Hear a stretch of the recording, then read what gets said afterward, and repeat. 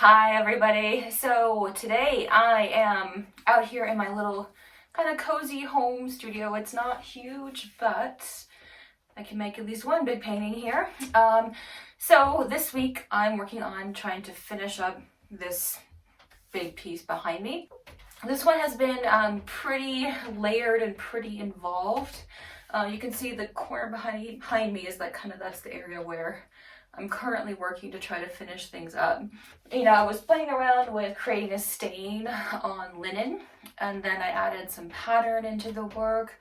The whole idea is that I've been thinking about like things that are unwanted or things that we would kind of try to discard or throw away or want to get rid of. And so over the pandemic, I found that I was spending a lot of time in the yard actually, just weeding, and to me that started to become something like a metaphor for, maybe, behaviors that we'd like to sort of get rid of or weed out. But like the thing is that there's these things that are within us that kind of sort of reform and that we struggle with. My larger body of work is really about this idea of struggle in a lot of different ways. And hopefully you enjoy kind of getting a little bit of insider's view of how I'm working to complete this painting. So here's a close-in view of details of the work. That is the area down to the lower right that I'm working on. You can see I've been playing around with some of these sort of fantastical figures that I'm kind of working on distorting and transforming and including into the space. And then down here you have my palette and brushes.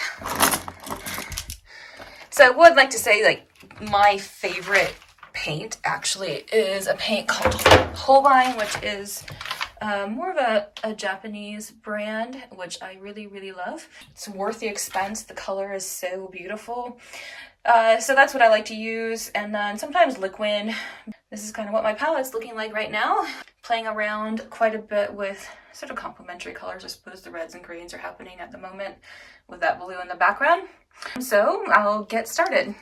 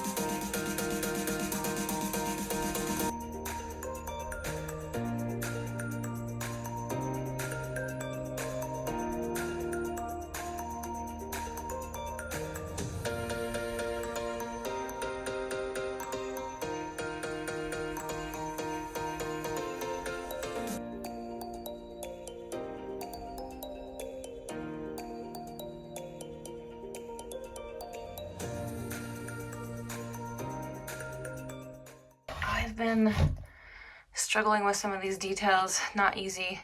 You can see that part I'm kind of messing around with, can't quite figure it out, but okay, today's the day. It's gonna be the day that I get these weeds completed, and I'm so excited to see how it looks. Hey, I'm back in the studio, still working away on this crazy painting, and I thought I would just chat with you a little bit more about some things that happen in the studio. Kind of a regular thing as I, come out in the morning, try to get in here between 9:30 and get myself situated.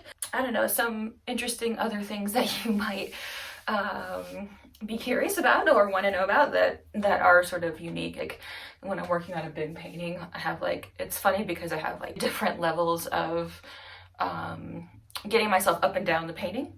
I have a ladder, which is right over there. I have a little stool, which this one is sort of goofy. It's what I'm sitting on right now. And I have a regular chair and I have a high chair. So I have like basically 4 different heights of elements that I can either sit or stand on in order to get across this whole painting. Sort of feel like, I don't know, like Goldilocks. So hey, I can be a big bear or a little bear. So there's that. And then there's a lot of other things that, you know, go into studio practice. Are kind of like ordinary, kind of boring things, but that are kind of interesting and unique. You know, I try to make sure that I'm not just sitting around all day long. I mean, I actually like had to buy this crazy like special pillow for sitting down because I was sitting for too long and working too hard, like holding my hand in the air. Gets a little bit painful. The art of having pain in your body, you know, doing your work, which is also sort of funny at the same time. But then, you know, I also try to like wash my brushes every now and then, but I don't know if you knew, but like when you do your oil painting, you don't have to like wash your brushes absolutely every day. If you're coming out and working every day on a daily basis, then, you know, your brushes don't dry out. So a lot of times I'll just kind of, you know, set them down here on the palette, but then I get tired of it having the color in it already, so it'll muddy up my color. So then I'll wash them. I'm gonna get to work on this painting, and I think every artist is a little bit different, but I actually like watch documentaries or some kind of like suspense, like crime thing. I don't know, something I can like listen to, which is interesting. So yeah, I tend to watch like kind of dialogue or get myself involved in a series. Like one time I was working in the studio and I actually watched like all 9 seasons of Lost in this big chunk over this month period when I was like working really hard on a painting, and I felt like I was in some sort of alternate world every time I stepped out of the studio. It's very goofy. So you get kind of all wrapped up into what you're doing and wrapped it up into your thoughts and focusing on the painting as you're doing it, which is part of the joy of painting and being an artist, but also it's sort of funny the way that it kind of sets your mind in one way or another, and so you have to kind of get back out of that, and like exercise is a good way to do that. Or like, you know, obviously I have a puppy which you'll meet soon. She's sweet, her name's June, and so, you know, get out and do some play, get yourself back up into your normal, you know, happy mindset. So I'm gonna get back to it, and I'm really excited to hopefully get the most of this complete, at least in the next couple of days, and I'll kind of check back in with you and show you. Hey everybody, so check it out. I finally finished the painting. Woo! So I'm pretty excited. So if I'm standing here, you kind of see how big it is. It's taken me quite a number of hours to get it all done, but I'm really happy with how it turned out. I was playing around fiddling with some of these sort of strange figures, which are actually based off of some research that I did in Rome when I traveled to Italy. I take students there, you know, every 2 years or so, and also try to squeeze in a bit of my own personal research while I'm at it. You know, obviously artists aren't always rich people, and I'm one of those, and so, you know, travel is really important to me with what I do with my work and finding inspiration, as well as like you know, trying to see the world and even my own personal environment almost like a tourist, I suppose. And so this is a combination of what I've seen here at home, you know, weeds in my yard versus these sort of grotesque figures. They're called grotesque. Wouldn't call them like grotesque per se necessarily, but they come from the word grotto, like these images that were painted in these sort of underground places. I just thought I'd give you a little bit of view. I'm excited, and now it's time to move on and maybe start a new work.